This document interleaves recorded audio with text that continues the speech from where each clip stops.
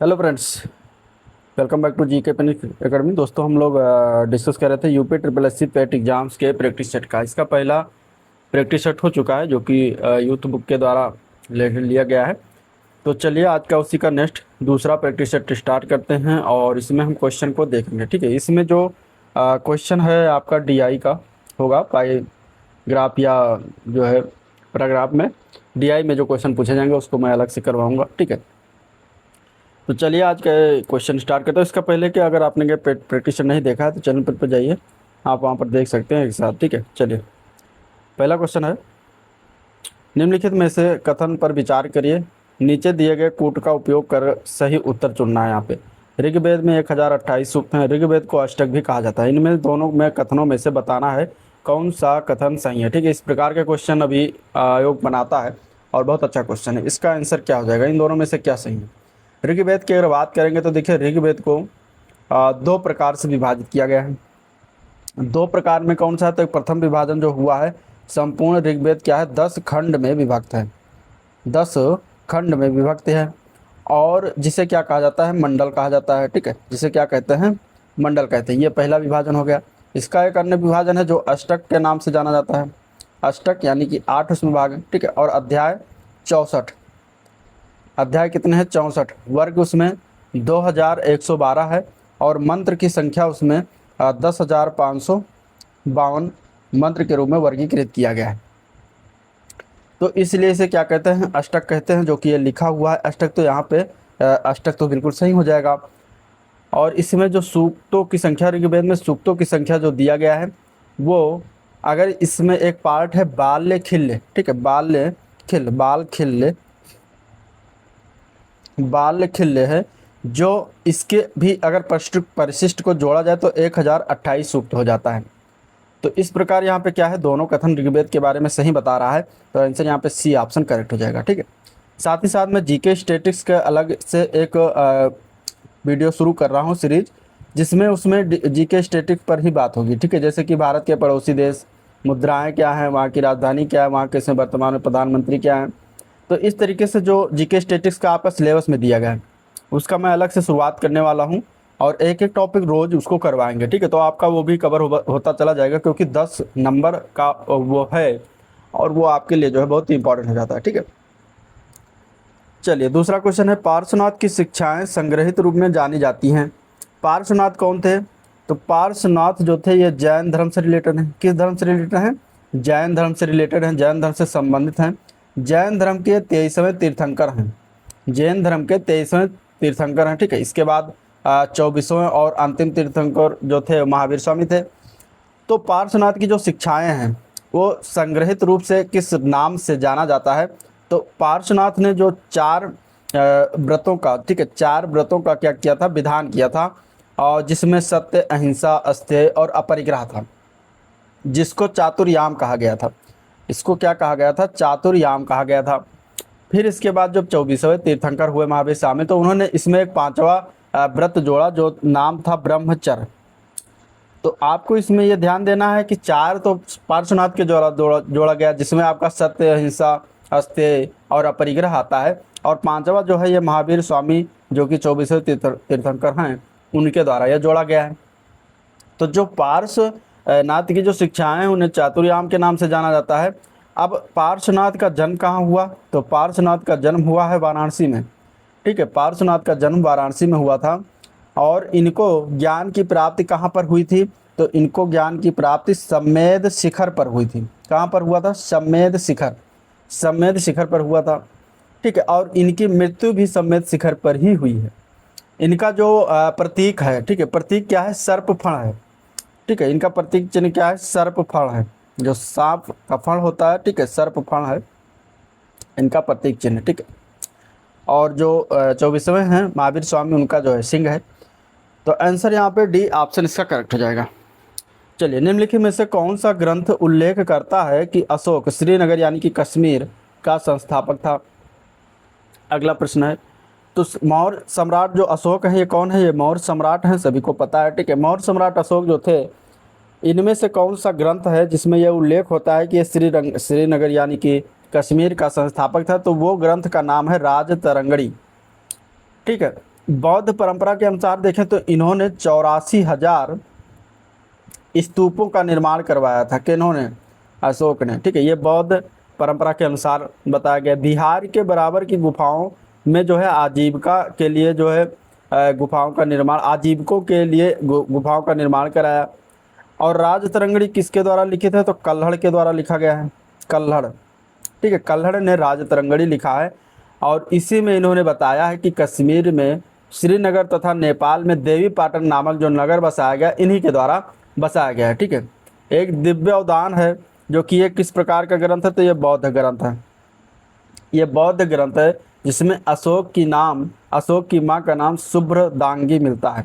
तो वो ग्रंथ का क्या नाम है? तो उस ग्रंथ का नाम है दिव्य अवदान, जो कि बौद्ध धर्म से रिलेटेड है, जिसमें अशोक की माँ का नाम शुभ्रदांगी प्राप्त होता है। तो आंसर यहाँ पे डी ऑप्शन इसका हो जाएगा। अगला क्वेश्चन देखते हैं। निम्नलिखित में से किसने तुर्कान ए चहलगानी का गठन किया था? तुर्कान ए चहलगानी, यहाँ पे बताइए। बढ़िया आंसर है क्वेश्चन, मतलब बढ़िया क्वेश्चन है। तुर्कान ए चहलगानी का जो है गठन किसके द्वारा किया गया था? तो ये किया गया था इल्तुतमिश। आंसर यहाँ पे बी ऑप्शन हो जाएगा, इल्तुतमिश के द्वारा किया गया था। इन्होंने अपने जो गुलाम अमीर थे, वफादार थे, सरदार थे, उनका एक दल का गठन किया विरोधी सरदारों को नियंत्रित करने के लिए, जिन्हें तुर्कान ए चहलगानी या फिर चालीसा कहा गया। चालीसा क्यों कहा गया? क्योंकि इसमें 40 अमीरों का समूह होता था, जिसका अंत दिल्ली के सल्तनत था बना बाद में बलबन, तो बलबन के द्वारा इसका जो है खात्मा कर दिया गया तुर्कान ए चहलगानी का। अगला क्वेश्चन देखते हैं।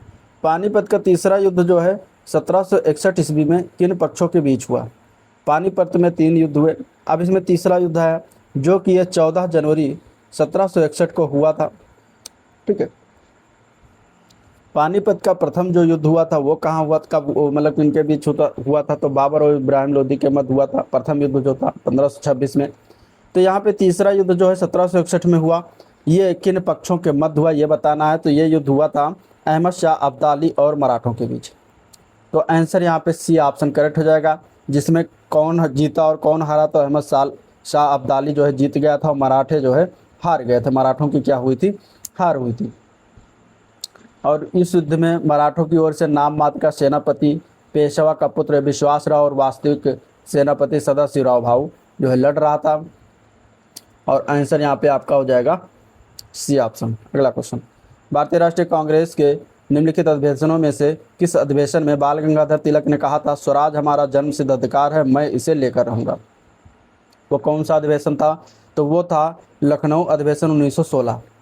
लखनऊ अधिवेशन जो हुआ 1916 में, इसमें क्या हुआ कि कांग्रेस के जो नरमपंथी और गर्मपंथी दल थे उनका सम्मेलन हुआ तथा मुस्लिम लीग एवं कांग्रेस लीग में समझौता हुआ, और इसको लखनऊ समझौता भी कहा जाता है। इसी में बाल गंगाधर तिलक भी सम्मेलन में सम्मिलित हुए और इसी सम्मेलन में उन्होंने कहा स्वराज हमारा जन्मसिद्ध अधिकार और हम इसे लेकर रहेंगे। तो यहाँ पे आंसर क्या हो जाएगा इसका? ए ऑप्शन बिल्कुल करेक्ट हो जाएगा। चलिए, बम का दर्शन किसने लिखा है? बम का दर्शन एक किताब है, ये किसके द्वारा लिखा गया है? तो इसका राइट आंसर हो जाएगा सी ऑप्शन, भगवती चरण बोहरा। भगवती चरण बोहरा। अगर हम बात करेंगे तो देखिए दिसंबर 1929 में क्रांतिकारियों ने ब्रिटिश वायसराय की गाड़ी को बम से उड़ाने का असफल प्रयास किया। गांधी जी ने इस घटना की निंदा करते हुए कटुतापूर्ण लेख बम की पूजा लिखा। इस लेख पर प्रतिक्रिया देते हुए भगवती चरण बोहरा ने बम का दर्शन नामक लेख लिखा था। तो अगर पूछा जाए बम की पूजा, ये भी याद रखिएगा, इस तरीके से क्वेश्चन बन जाता है और पूछा भी जाता है। ठीक है, तो बम की पूजा अगर पूछा जाए किससे रिलेटेड है, तो ये गांधी जी से रिलेटेड है। और इसी प्रतिक्रिया में जो है बम का दर्शन आया। बम का दर्शन नामक लेख जो लिखा गया ये भगवती चरण बोहरा के द्वारा लिखा गया। दोनों बातें याद रखिएगा, पूछा जा सकता है एग्जाम में, इंपॉर्टेंट पॉइंट है। ठीक है, चलिए नेक्स्ट क्वेश्चन देखते हैं। गांधी के भारत छोड़ो आंदोलन को किसने अद्वितीय आंदोलन कहा था इसमें से? तो करेक्ट आंसर इसका हो जाएगा सरदार वल्लभ भाई पटेल। ठीक है, भारत छोड़ो आंदोलन 1942 में स्टार्ट हुआ और इस आंदोलन को वल्लभ भाई पटेल ने अद्वितीय आंदोलन की संज्ञा से इसको अवहित किया था। अगला प्रश्न देखते हैं। किसने कांग्रेस को सूक्ष्मदर्शी अल्पसंख्यक जनता का प्रतिनिधि बताते हुए उसका मजाक उड़ाया था? तो ये बातें हुई थी जब कांग्रेस का स्थापना हुआ था 1885 में। 1885 में कांग्रेस की स्थापना 28 दिसंबर को हुआ और उस समय भारत का गवर्नर जनरल जो था वो डफरिन था। डफरिन था जिसने कांग्रेस को जो ये कहा था सूक्ष्मदर्शी अल्पसंख्यक जनता का प्रतिनिधि बताते हुए मजाक उड़ाया था तथा कांग्रेस की मांगों को अज्ञात में छलांग की संज्ञा दी थी। जबकि कर्जन ने कांग्रेस के शांतिपूर्ण मृत्यु में योगदान देने की बात कहकर कांग्रेस की अवहेलना किया था। तो इन दोनों बातों को याद रखिएगा। डफरिन ने मजाक उड़ाया था, इसमें डफरिन है नहीं आंसर में, तो ई ऑप्शन हो जाएगा उपयुक्त में से कोई नहीं। ठीक है, चलिए निम्नलिखित में से कौन भारतीय राष्ट्रीय कांग्रेस का अध्यक्ष था जब पूर्ण स्वराज का प्रस्ताव पारित हुआ? अच्छा क्वेश्चन है। देखिए भारतीय राष्ट्रीय कांग्रेस का अगर बात करेंगे तो जो पूर्ण स्वराज जो है ये कब पारित हुआ, तो ये हुआ था लाहौर अधिवेशन में। ठीक है, लाहौर अधिवेशन हुआ कब हुआ? 1929 में हुआ, 31 दिसंबर को, और उस समय जवाहरलाल नेहरू को जो है अध्यक्षता दिया गया और इस अधिवेशन में नेहरू समिति की रिपोर्ट को निरस्त कर दिया गया जिसमें भारत के लिए अधिराज्य की मांग की गई थी और इसी अधिवेशन में पूर्ण स्वराज का प्रस्ताव पारित किया गया जिसके अनुसार कांग्रेस के संविधान में स्वराज शब्द का अब से अर्थ पूर्ण स्वतंत्रता या पूर्ण स्वराज होगा और इससे अंतर्राष्ट्रीय आंदोलन का लक्ष्य जो है निर्धारित किया गया था। तो आंसर यहाँ पे बी ऑप्शन इसका करेक्ट है। अगला प्रश्न, निम्नलिखित देशांतरों में से कौन सा भारत की प्रमाणिक मध्याह्न रेखा कहलाता है? मध्याह्न रेखा की बात करेंगे तो 22 डिग्री 30 मिनट पूर्वी जो है ये देशांतर है जो कि मध्याह्न रेखा कहलाता है भारत का, जो कि प्रयागराज के निकट नैनी से होकर गुजरता है। नैनी अगर न दिया हो ऑप्शन में मिर्ज़ापुर दिया हो तो मिर्ज़ापुर भी हो जाएगा यहाँ पे। ठीक है, आंसर यहाँ पे जो कि ये क्या है, ग्रीनविच समय से 5.5 घंटा आगे चलता है।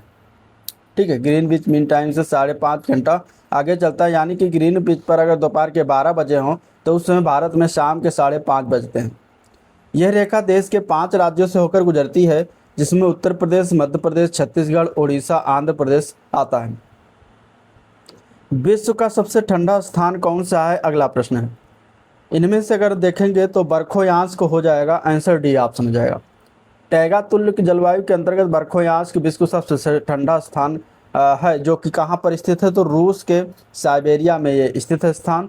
और अगर हम भारत के परिप्रेक्ष्य में देखें तो सियाचिन जो ग्लेशियर है वो क्या है, भारत का सबसे ठंडा स्थान है। ये जम्मू कश्मीर राज्य में पड़ता है। हेलीफैक्स कहाँ है? ये कनाडा में है, कनाडा में स्थित है। हेलीफैक्स कनाडा के दक्षिणी पूर्वी हिस्से में स्थित है। ठीक है, शिकागो अमेरिका के मिशिगन में तट पर स्थित है। आंसर इसका डी ऑप्शन हो जाएगा। अगला क्वेश्चन, उत्तर कोरिया तथा दक्षिण कोरिया की अंतर्राष्ट्रीय सीमा जो है वो किस अक्षांश से अलग होती है? करेक्ट आंसर इसका सी ऑप्शन है, 38 डिग्री उत्तरी अक्षांश। उत्तरी कोरिया और दक्षिण कोरिया की अंतर्राष्ट्रीय सीमा है जो कि निर्धारित करती है, तो आंसर यहाँ पे सी ऑप्शन हो जाएगा। ठीक है, अब एक है वियतनाम के बीच जो है उत्तरी वियतनाम और दक्षिणी वियतनाम कहा जाता है, जो कि 17वीं समानांतर रेखा से डिवाइड होती है या निर्धारित किया जाता है। और पाकिस्तान और भारत के बीच जो है 24वीं समानांतर रेखा मानी जाती है, लेकिन भारत इसको नहीं मानता। ठीक है, अमेरिका और कनाडा के बीच 49वीं समानांतर रेखा मानी जाती है। चलिए, निम्नलिखित में से किस नदी में माजुली नदी द्वीप स्थित है? माजुली नदी द्वीप। अब माजुली नदी द्वीप की अगर बात करेंगे यहाँ पे तो ब्रह्मपुत्र नदी हो जाएगा, आंसर बी ऑप्शन करेक्ट है। और ये कहाँ पर माजुली द्वीप स्थित है? तो ये असम में स्थित है। ठीक है, यह क्वेश्चन अभी लोअर में पूछा गया था, लोअर के पीसीएस में, और उसमें असम ऑप्शन में था नहीं, तो उसमें ऑप्शन में सही क्या हुआ, पांचवा ऑप्शन उपयुक्त में से कोई नहीं। ठीक है, तो इस तरीके से भी आपको एग्जैक्ट याद रखना है, नहीं तो आप वहाँ भ्रमित हो जाएंगे। आंसर यहाँ पे क्या हो जाएगा, बी पार्ट करेक्ट है। नेक्स्ट क्वेश्चन, निम्नलिखित में से किस राज्य में तांबा का सबसे अधिक भंडार स्थित है? तांबा का सबसे अधिक भंडार यहाँ पे अगर हम देखें तो आंसर हो जाएगा डी ऑप्शन, राजस्थान। ठीक है, 2024-25 के अनुसार आर्थिक सर्वे के अनुसार तांबा का सबसे अधिक भंडार राजस्थान में है। दूसरे नंबर पर मध्य प्रदेश है। ठीक है, और तीसरा नंबर हो जाएगा झारखंड का हो जाएगा। जबकि अगर सबसे अधिक उत्पादन में देखेंगे तो सबसे अधिक उत्पादन में पहले नंबर पर आपका आ जाएगा मध्य प्रदेश। तो ये भी ध्यान में रखिएगा, उत्पादन अगर पूछा जाएगा तो मध्य प्रदेश पहले नंबर पर, और भंडार की बात करेगा तो राजस्थान पहले नंबर पर। चलिए, भारत को एक संविधान देने का प्रस्ताव संविधान सभा द्वारा पारित किया गया था। कब पारित किया गया था? तो देखिए, जो संविधान सभा की बात करते हैं तो यहाँ पे कुछ चीज़ें जान, जैसे कि 13 दिसंबर 1946 जो है महत्वपूर्ण है। पंडित जवाहरलाल नेहरू ने संविधान का उद्देश्य प्रस्ताव संविधान सभा में प्रस्तुत किया, और 22 जनवरी 1947 को, ठीक है, संविधान सभा के द्वारा भारत को संविधान देने का उद्देश्य प्रस्ताव पारित हुआ था। तो उद्देश्य प्रस्ताव अगर प्रस्तुत की बात करेगा तब डेट हो जाएगा 13 दिसंबर 1946 को, जो कि नेहरू के द्वारा प्रस्तुत किया गया संविधान सभा में। पारित कब हुआ उद्देश्य प्रस्ताव? तो 22 जनवरी 1947 को पारित हुआ। तो दोनों चीज़ें याद रखिएगा, बी ऑप्शन इसका बिल्कुल राइट है। निम्नलिखित में से कौन सा एक राज्य के नीति निर्देशक तत्वों का सिद्धांतों का उद्देश्य नहीं है? इनमें से नीति निर्देशक सिद्धांत की बात करते हैं इसमें से, तो कौन सा एक होगा जो नहीं होगा? तो यहाँ पे अगर हम देखें तो पहला दिया गया है कल्याणकारी राज्य की स्थापना करना, जो कि एक नीति निर्देशक राज्य के उद्देश्य है। इसके बाद सामाजिक आर्थिक न्याय को सुनिश्चित करना बिल्कुल है, ये उद्देश्य नीति निर्देशक तत्व के अंतर्गत आता है। एक धार्मिक राज्य की स्थापना करना तो गलत हो जाएगा, क्योंकि हमारा जो संविधान है वो इस बात की पुष्टि करता है कि एक पंथ निरपेक्ष या धर्म निरपेक्ष जो है राज्य की स्थापना करा जाएगा। तो धार्मिक राज्य यहाँ पे ये आंसर हो जाएगा आपका, जो नहीं है। बाकी धर्मनिरपेक्ष राज्य की स्थापना करना जो कि है।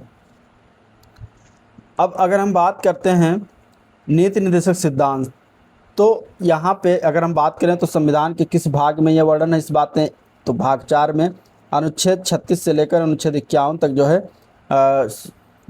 नीति निर्देशक सिद्धांतों का वर्णन किया गया है। करेक्ट आंसर यहाँ सी हो जाएगा। अगले प्रश्न की तरफ बढ़ेंगे। केंद्र एवं राज्य के बीच वैधानिक शक्तियों का बंटवारा किस अनुसूची में दिया गया है? तो केंद्र व राज्य के बीच वैधानिक शक्तियों का बंटवारा जो है संविधान में 7वीं अनुसूची में दिया गया है। बातें यहाँ पे ऑप्शन में न होने से ई ऑप्शन सही हो जाएगा, उपयुक्त में से कोई नहीं। ठीक है, इसमें 7वीं अनुसूची के तहत 3 प्रकार की अनुसूची हैं। पहला उसमें आ जाता है संघ सूची, जिसमें 100 विषय हैं। दूसरा उसमें अगर हम देखेंगे तो आ जाता है राज्य सूची, जिसमें 61 विषय हैं। और तीसरा उसमें आ जाता है समवर्ती सूची, समवर्ती सूची जिसमें 52 विषय हैं। तो केंद्र एवं राज्य दोनों इस पर समवर्ती सूची में क्या है, कानून बना सकती है, और विवाद या असहमति की अगर स्थिति आती है तो केंद्र सरकार के द्वारा बनाया गया कानून ही प्रभावी होता है। निम्नलिखित में से कौन सर्वोच्च न्यायालय के तदर्थ न्यायाधीशों की नियुक्ति करता है? इनमें से तो अनुच्छेद जो संविधान का 127 है, 127 अनुच्छेद है, उसके अनुसार उच्चतम न्यायालय की कार्रवाई के लिए जब न्यायालय की इनमें न्यायाधीशों की गणपूर्ति प्राप्त न हो तो भारत का मुख्य न्यायमूर्ति राष्ट्रपति की पूर्व सहमति से किसी उच्च न्यायालय के किसी न्यायाधीश की अस्थायी काल के लिए तदर्थ न्यायाधीश के रूप में नियुक्ति करता है। तो आंसर यहाँ पे इसका एग्जैक्ट हो जाएगा डी ऑप्शन। भारत में राष्ट्रीय पंचायती राज दिवस कब मनाया जाता है? तो ये सभी को पता है। आंसर यहाँ पे हो जाएगा डी ऑप्शन, 24 अप्रैल को मनाया जाता है। क्यों मनाया जाता है? क्योंकि 73वां संविधान संशोधन 1992 और 74वां संविधान संशोधन 1992 के तहत ये पंचायती राज जो था इसको लागू किया गया। और कब लागू किया गया? यह अधिनियम लागू होने का प्रतीक है, और ये 24 अप्रैल 1993 को लागू हुआ था। तो इसीलिए 24 अप्रैल को हर वर्ष मनाते हैं। इसकी शुरुआत कब से हुई? 2010 से हुई, ये भी याद रखिएगा। चलिए, लंबाई की सबसे छोटी इकाई क्या हो जाएगी? तो लंबाई की सबसे छोटी इकाई इसमें से फर्मी मीटर हो जाएगा। आंसर सी ऑप्शन हो जाएगा। ठीक है, अगर हम बात करते हैं तो देखिए एक माइक्रोन बराबर कितने मीटर के? तो 10⁻⁻6 मीटर के होता है। ठीक है, और इसके बाद एक नैनोमीटर की बात करते हैं तो 10⁻9 मीटर के होता है। एक एंगस्ट्राम बराबर 10⁻10 मीटर होता है। ये हो जाता है आपका एंगस्ट्राम के बराबर। ठीक है, इसके बाद आता है एक फर्मी मीटर, जो कि होता है एक फर्मी मीटर बराबर 10⁻15 मीटर। तो सबसे छोटी इकाई फर्मी मीटर हो जाती है। ठीक है, परंतु आमतौर पर फर्मी मीटर माना जाता है, लेकिन लंबाई की सबसे छोटी इकाई जो होती है वो प्लैंक लंबाई होती है। तो ये भी याद रखिएगा। ठीक है, अगर सबसे छोटी इकाई एग्जैक्ट पूछेगा तो प्लैंक लंबाई पूछेगा, नहीं तो आमतौर पर आपको फर्मी मीटर मिल जाएगा ऑप्शन में। प्लैंक लंबाई जो होता है इसका मान कितना होता है? तो 1.6 × 10⁻13 35 मीटर होता है। ठीक है, तो यह होता है सबसे छोटी मात्रक, सबसे छोटी इकाई लंबाई की, प्लैंक लंबाई। चलिए, कार के पीछे आने वाले यातायात को देखने के लिए निम्नलिखित में से किस प्रकार के दर्पणों में से किसका उपयोग किया जाता है? निम्नलिखित प्रकार के दर्पणों में से किसका उपयोग करता है? अगर कार के पीछे आने वाले यातायात को देखना है तो कार में जो दर्पण लगा होता है वो उत्तल दर्पण का इस्तेमाल करता है। तो आंसर यहाँ पे ए पार्ट करेक्ट हो जाएगा। हड्डियों हड्डियों के अंधेरे में चमकने का कारण क्या है? देखिए हड्डियों में क्या पाया जाता है? हड्डियों में पाया जाता है सफ़ेद फास्फोरस, जो कि क्या है, सफ़ेद फास्फोरस अंधेरे में वायु में रखने पर उसमें से पीला हरा प्रकाश उत्सर्जित होता है और सफ़ेद धूम बनाता है। तो सफ़ेद फास्फोरस की इस दीप्ति को रासायनिक संदीप्ति कहा जाता है और इसी दीप्ति के कारण हड्डियों का रात में अंधेरे में चमकदार दिखाई देती है। तो आंसर यहाँ पे बी ऑप्शन इसका करेक्ट हो जाएगा। त्रिकोष्ठीय हृदय किस में पाया जाता है? देखिए मानव शरीर में जो हृदय है वो किस प्रकार का है? तो 4 कोष्ठीय है, ठीक है। लेकिन त्रिकोष्ठीय अगर पूछा जाए तो यहाँ पे आंसर इसका हो जाएगा सी ऑप्शन, उभयचरों में पाया जाता है, ठीक है। त्रिकोष्ठीय उभयचर वर्ग जो होते हैं इनमें पृष्ठवंशीय प्राणियों का एक महत्वपूर्ण वर्ग होता है जो जीव विज्ञान वर्गीकरण के अनुसार मत्स्य और सरीसृप वर्गों के बीच की श्रेणी में आता है। ये इसमें इस वर्ग के कुछ जंतु जल तथा कुछ जल तथा एवं थल दोनों पर होते हैं। ये अनियत तापी जंतु होते हैं, ठीक है। उभयचर में विशेष लक्षण देखा जाए तो इसमें इनमें क्या होता है, 2 नासा द्वार होता है, मतलब नाक में 2 द्वार होता है सांस लेने का, ठीक है। इसके अलावा मुख गुहा, जो मुख गुहा के द्वारा फेफड़ों से संबद्ध रहते हैं नासा द्वार, और हृदय त्रिकोष्ठीय होता है, इसमें विशेष प्रकार का मध्यकर्ण पाया जाता है। ये सभी इनकी जो है लक्षण होते हैं। अगला क्वेश्चन, साल्क टीका। साल्क टीका निम्नलिखित में से किस व्याधि से संबंधित है? साल्क टीका जिसे निष्क्रिय पोलियो वैक्सीन भी कहा जाता है, यह पोलियो रोग से संबंधित होता है। तो आंसर यहाँ पे डी पार्ट बिल्कुल राइट हो जाएगा, ठीक है।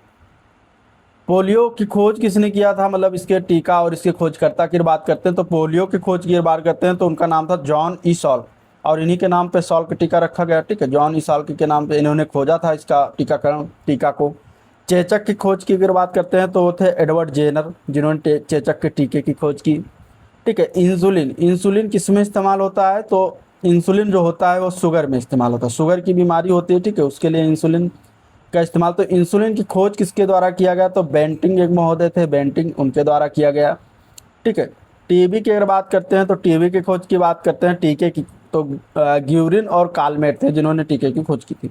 अगला क्वेश्चन देखते हैं, भारत में गरीबी का आकलन किसके द्वारा किया जाता है? अगला प्रश्न है, गरीबी का आकलन जो होता है भारत में वो नीति आयोग का एक कार्यदल है, उसके द्वारा करा जाता है। तो आंसर यहाँ पे सी ऑप्शन हो जाएगा।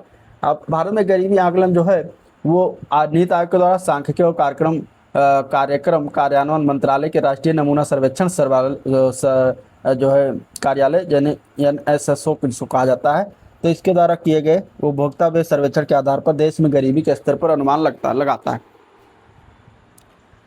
तो आंसर यहाँ पे हो जाएगा इसका सी ऑप्शन। अगला क्वेश्चन, निम्नलिखित में से कौन सा एक क्षेत्रीय ग्रामीण बैंक का कार्य नहीं है? क्षेत्रीय ग्रामीण बैंक के कार्य की बात करते हैं तो लघु एवं सीमांत कृषकों को साख प्रदान करना इसका मेन कार्य है। ग्रामीण क्षेत्रों में सामान्य लोगों को साख प्रदान करना भी इसके कार्य के अंतर्गत आता है। अनुसूचित व्यापार बैंकों का पूरक होना इसके कार्य क्षेत्र के अंतर्गत आता है। और दिया गया भारतीय कृषि पुनर्वित्त निगम के कार्यों को ले लेना, तो यहाँ पे ये जो हो जाएगा आंसर डी ऑप्शन, ये जो होता है इसका कार्य नहीं होता, ठीक है। ये अगर हम बात करेंगे तो क्षेत्रीय ग्रामीण बैंक का कार्य नहीं होता। तो आंसर यहाँ पे क्या हो जाएगा, डी ऑप्शन इसका राइट है। नेक्स्ट क्वेश्चन, मानवीय गरीबी सूचकांक किस वर्ष में विकसित किया गया? मानवीय गरीबी सूचकांक जो है संयुक्त राष्ट्र के द्वारा UN के द्वारा मानव विकास सूचकांक के पूरक के रूप में विकसित किया गया है। 1997 में इसको विकसित किया गया था पहली बार, ठीक है। अभी अगर हम बात करेंगे तो 2010 में इसे संयुक्त राष्ट्र के बहुआयामी गरीबी सूचकांक द्वारा प्रतिस्थापित कर दिया गया है। प्रधानमंत्री श्रम योगी मानधन योजना असंगठित क्षेत्र के कामगारों के लिए वृद्धावस्था सुरक्षा सुनिश्चित करती है जिसकी मासिक आय कितने से कम या बराबर है, ये बताना। अब प्रधानमंत्री श्रम योगी मानधन योजना को कहा जाता है PMSYM, इसको भी ध्यान में रखिए। इस योजना की शुरुआत कब हुई? तो 15 फरवरी 2019 को इसकी शुरुआत की गई थी। और ये किस मंत्रालय के अंतर्गत आता है? तो श्रम और रोजगार मंत्रालय ने इसकी शुरुआत की थी, ठीक है। इसमें अगर देखा जाए तो मासिक आय इसमें 15,000 रखा गया है, 15,000 से कम या बराबर। आंसर यहाँ पे इसका बी ऑप्शन हो जाएगा। इसमें उम्र कितनी है, आयु कितनी है? तो 18 से 40 वर्ष के लोग इसको जो है वर्ग में आते हैं। तो आंसर यहाँ पे बी पार्ट राइट है। समानांतर अर्थव्यवस्था के कारण उभरती है, किसके कारण उभरती है? समानांतर अर्थव्यवस्था वो अर्थव्यवस्था होती है जो काले धन व बिना किसी हिसाब किताब के धन पर आधारित होता है। तो कर वंचन हो जाएगा इसका राइट आंसर। कर वंचन से क्या है, जमा किए गए धन को समानांतर अर्थव्यवस्था कहा जाता है। समानांतर अर्थव्यवस्था को ध्वस्त करने के लिए भारत सरकार द्वारा नोटबंदी किया गया था। चलिए, 4 दिवसीय फसल कटाई उत्सव पोंगल आमतौर पर किस क्षेत्र में मनाया जाता है? पोंगल एक त्यौहार है, तो ये मनाया जाता है दक्षिण भारत में। आंसर यहाँ पे ए पार्ट हो जाएगा, ठीक है। और ये अगर हम बात करेंगे स्पेशली राज्य की, तो तमिलनाडु, आंध्र प्रदेश और तेलंगाना, ठीक है। तो यहाँ तीनों राज्यों में ये मनाया जाता है पोंगल त्यौहार। और इसमें क्या है कि किस भगवान की सम्मान में मनाया जाता है? तो यहाँ पे ये भी याद रखिएगा कि भगवान सूर्य नारायण के सम्मान में मनाया जाता है, ये भी पूछा जा सकता है। भारत में राष्ट्रीय खेल दिवस कब मनाया जाता है? अगला प्रश्न है। भारत में राष्ट्रीय खेल दिवस 29 अगस्त को मनाते हैं, सभी को पता होगा। आंसर यहाँ पे ए पार्ट है। क्यों मनाया जाता है? क्योंकि इसी दिन हॉकी के प्रसिद्ध खिलाड़ी मेजर ध्यानचंद जिनका जन्म इलाहाबाद में हुआ था, इनकी जयंती के उपलक्ष्य में इन्हें श्रद्धांजलि देने के लिए 29 अगस्त 2012 को सर्वप्रथम मनाया गया। तब से लेकर अभी तक मनाया जा रहा है, ठीक है। तो याद रखिएगा, मेजर ध्यानचंद को हॉकी के जादूगर कहा जाता है, संज्ञा दी जाती है, तो ये भी ध्यान में रखिएगा। भारतीय ओलंपिक संघ का गठन किस वर्ष किया गया? भारतीय ओलंपिक संघ का गठन अगर बात करते हैं यानी IOA की बात करते हैं, तो 1927 में इसकी स्थापना किया गया था। 1927 में इसकी स्थापना किया गया। तो आंसर हो जाएगा ई ऑप्शन, उपयुक्त में से कोई नहीं, ठीक है। नेक्स्ट क्वेश्चन, CBIC का फुल फॉर्म क्या है? CBIC के फुल फॉर्म की बात करते हैं तो central board of indirect taxes and customs इसका फुल फॉर्म होता है, जो कि डी ऑप्शन में रखा है, तो डी ऑप्शन सही हो जाएगा। चलिए, निम्नलिखित में से कौन सा कर्नाटक का एक शहर इसमें से नहीं है? कर्नाटक के शहर में चिकमंगलुरु है, ठीक है, बीजापुर है, चित्रदुर्ग भी आता है, भुसावल जो नहीं होगा। भुसावल की बात करते हैं तो ये महाराष्ट्र में है। महाराष्ट्र राज्य के जलगांव जिले में स्थित शहर है भुसावल। बाकी सभी कर्नाटक में है, तो आंसर हो जाएगा आपका डी पार्ट। अगला क्वेश्चन है, निम्नलिखित में से कौन सा देश क्षेत्रफल की दृष्टि से भारत का सबसे छोटा पड़ोसी देश है? क्षेत्रफल की दृष्टि से भारत का सबसे छोटा पड़ोसी देश इसमें से, तो वो हो जाएगा मालदीव। आंसर यहाँ पे ए पार्ट करेक्ट हो जाएगा। मालदीव जो है भारत के दक्षिण पश्चिम में स्थित एक द्वीपीय राष्ट्र है, जिसे आधिकारिक रूप से रिपब्लिक ऑफ मालदीव कहा जाता है। इसकी राजधानी का नाम याद रखिए माले। और यह केवल जो है कितने किलोमीटर में वर्ग किलोमीटर फैला हो, तो 298 वर्ग किलोमीटर क्षेत्र में फैला हुआ देश है। दजोंग खा किस की शासकीय भाषा है? दजोंग खा जो है ये पूछा गया है कि किस देश की शासकीय भाषा है?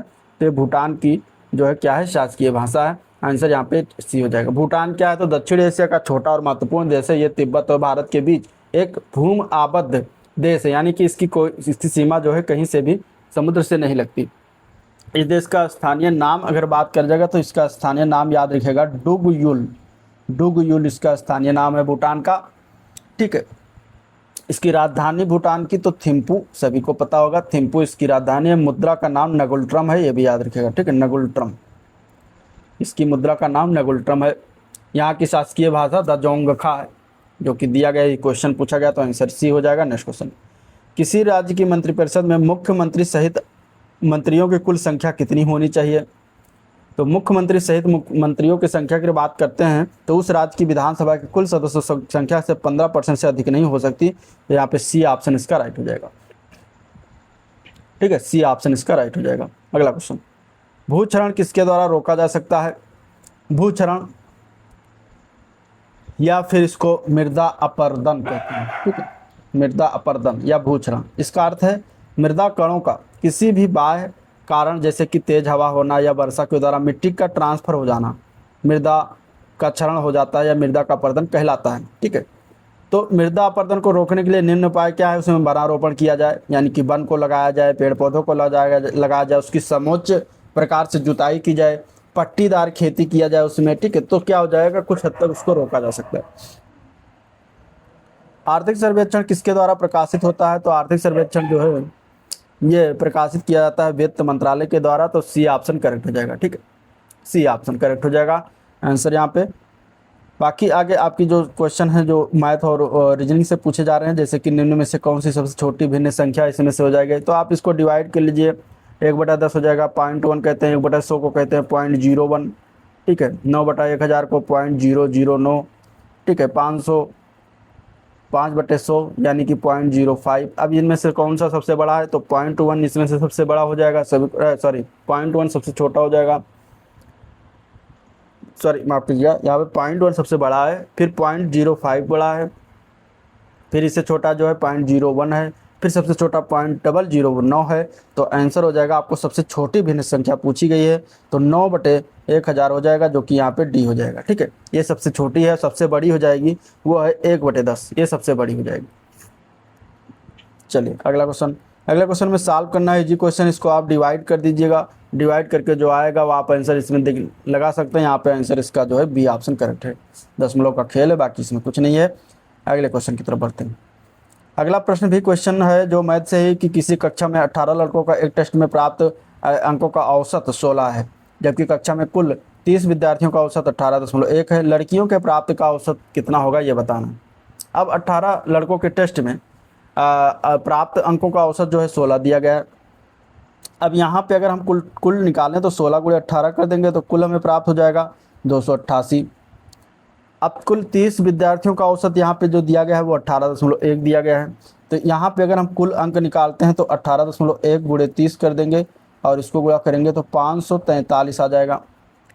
तो इस प्रकार हमें 12 लड़कियों का, अब लड़की कितना बचा, जिसमें 18 लड़के हैं, कुल 30 विद्यार्थी हैं, तो 30 - 18 करेंगे तो 12 लड़कियाँ हो जाएंगी और 12 लड़कियों का कुल प्राप्तांक किसके निकालेंगे तो हमारा जो कुल अंक है 543, लड़कों का जो कुल अंक है 288 घटा देंगे तो हमें 12 लड़कियों का प्राप्तांक 255 प्राप्त हो जाएगा। अब इन्हीं का औसत निकालना है तो 255 को हम 12 से डिवाइड कर देंगे। डिवाइड करने पर हमारा कितना आ जाएगा, 1.25 डिवाइड कर लीजिएगा तो यहाँ सॉरी 21.25, तो आंसर यहाँ पे इसका हो जाएगा ए पार्ट, यही लगाना था।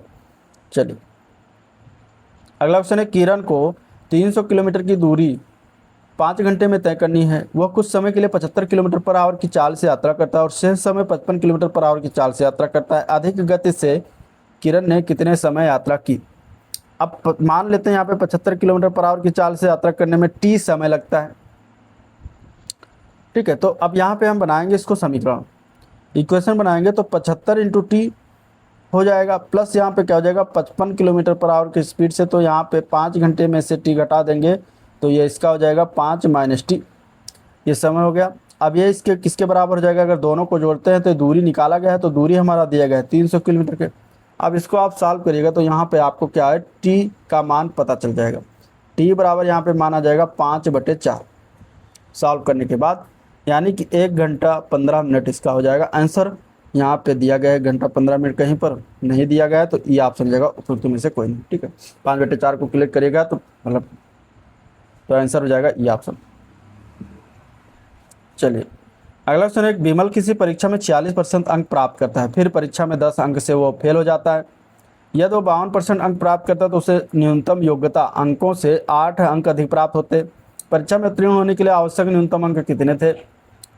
अब यहाँ पे जो दिया गया कि 46 अंक प्राप्त करता है और 10 अंक से अनुत्तीर्ण हो जाता है, यानी कि अगर 46% प्राप्त करे और 10 अंक वो और पा जाए तो पास हो जाए। या तो 52 अंक प्राप्त करता, 52% अंक प्राप्त करता है तो उसे न्यूनतम योग्यता अंकों से 8 अंक अधिक प्राप्त होते हैं, यानी कि 52% में अगर हम 8 घटा दें तो ये इसके बराबर हो जाएगा, न्यूनतम अंक हमें प्राप्त हो जाएगा।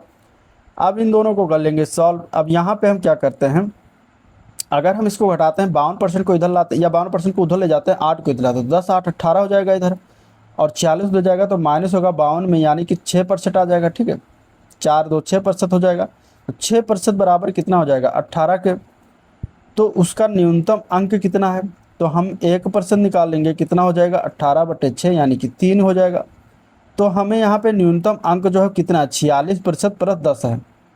ठीक है, तो 1% हमारा 3 क्या है तो 46% कितना हो जाएगा, तो 46 × 3 कर देंगे और प्लस 10 कर देंगे, तो ये हमारा न्यूनतम अंक हो जाएगा। तो 46 × 3 करेंगे, ठीक है, तो ये आपका हो जाएगा 138 और 138 में 10 जोड़ेंगे तो आपका फाइनली आंसर हो जाएगा 148, 148। तो न्यूनतम अंक कितना है 148, आंसर ए पार्ट से कर दिया। अगला एक क्वेश्चन जो दिया गया है रीजनिंग से दिया गया है। ठीक है, आप इसमें इसको लगाइएगा, रीजनिंग का क्वेश्चन ये इस तरीके से इसको कोट में लिखा जाता है और इसको कोट में लिखा जाता है, उसी कोट में इसको क्या लिखा जाएगा यहाँ पे आप करेंगे तो यहाँ पे देखिए सीरियल वाइज से आपको दिख रहा होगा। ठीक है, अगर एल से ओ जाते हैं, एल से क्यों जाते हैं, यहाँ पे देखिए एल ये दिया गया है, क्यों ये दिया गया, एल से क्यों जाएंगे तो +5 होगा, एफ से जे जाएंगे तो +4 हो जाएगा। ठीक है, इसके बाद डी से अगर आप जी जाते हैं तो +3 हो जाएगा।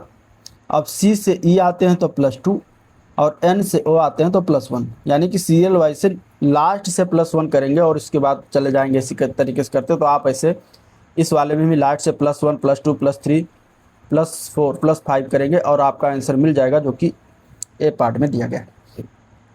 चलिए, 4 अक्षर समूह दिए गए जिनमें से 3 किसी तरह संगत है और एक अलग है। अलग वाला हमें बताना है कौन अलग है इसमें से।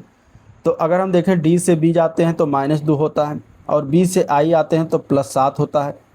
इसके बाद अगर हम बात करते हैं इसमें एच से एफ आते हैं तो -2 और एफ से एम आते हैं तो यहाँ भी +7 होता है।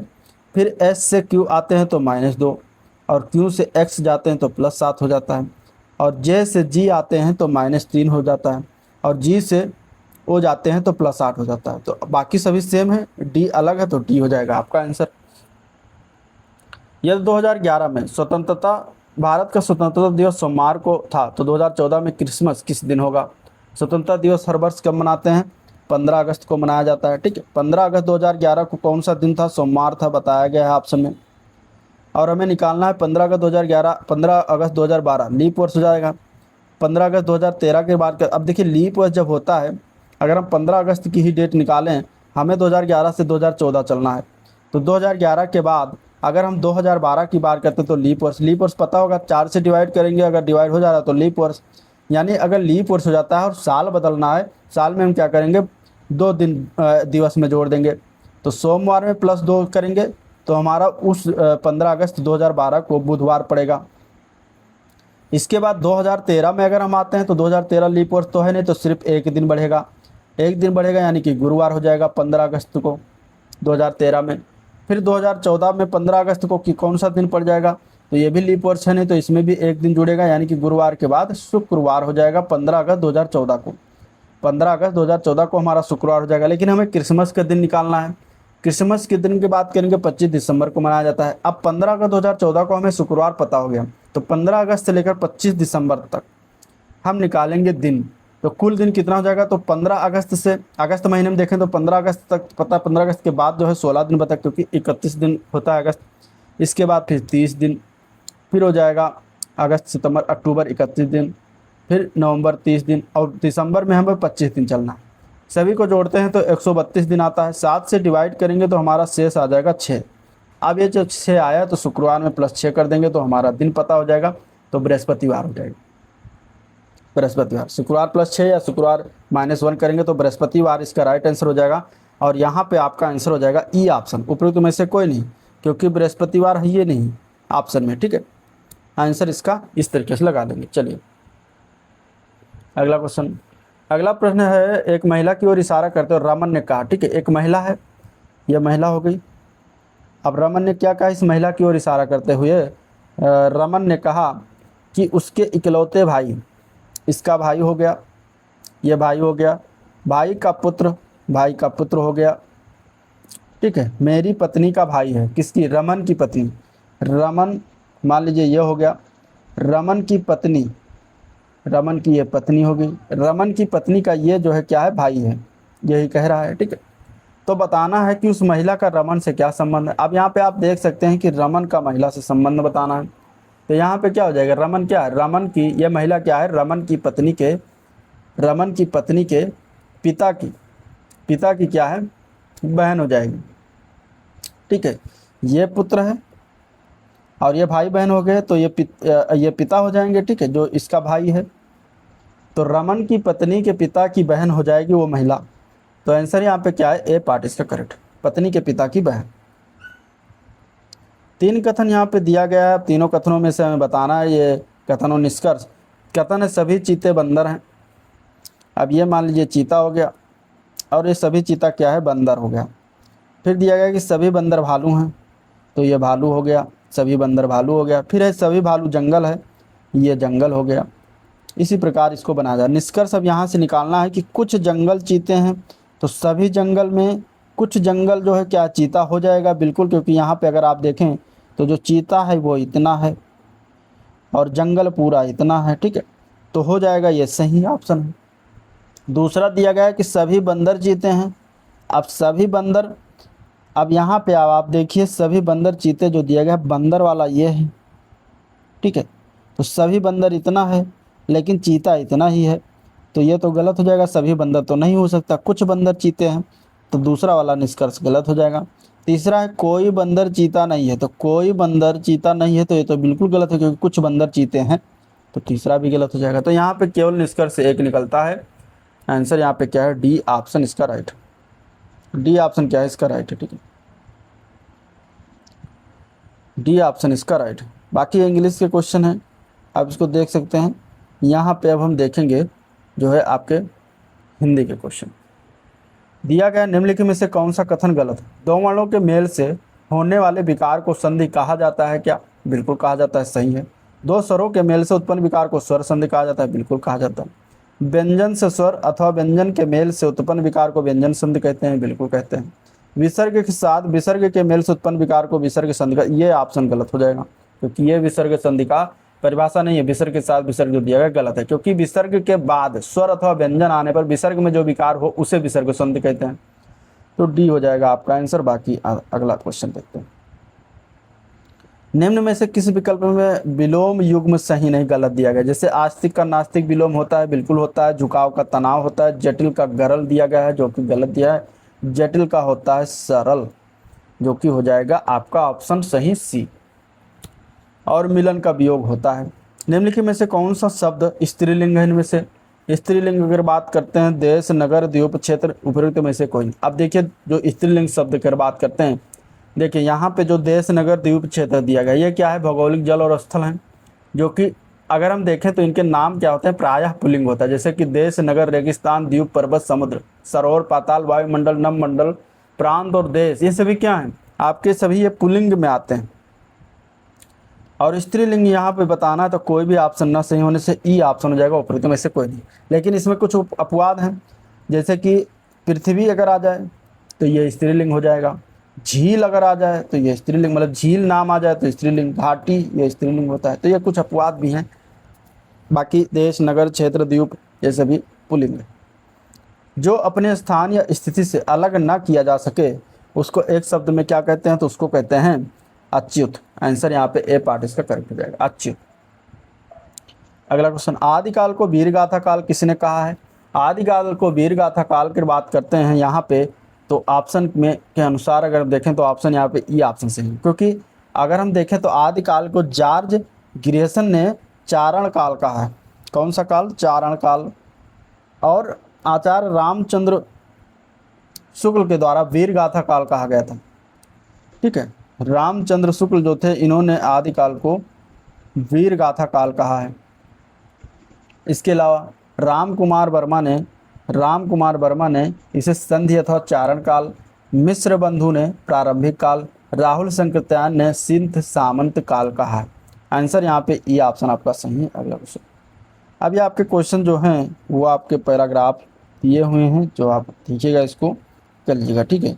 इसमें अगर हम बात करते हैं अगले क्वेश्चन की, तो अगला क्वेश्चन यहाँ पे हो जाएगा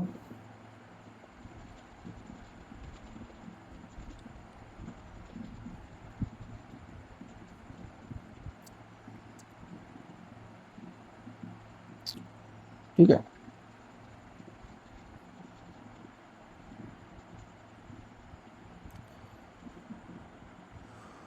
यहाँ पे अगला क्वेश्चन अब है आपका करंट अफेयर से होगा, जो कि हम देखने वाले, क्योंकि जो डीआई का है उसको मैं अलग से करवाऊंगा। 91 नंबर क्वेश्चन का आंसर क्या है, देखिए इसका आंसर। मई 2025 में किस देश के लांगटोंग घाटी में स्थित याला ग्लेशियर को मृत घोषित किया गया? ये किस देश में पड़ता है?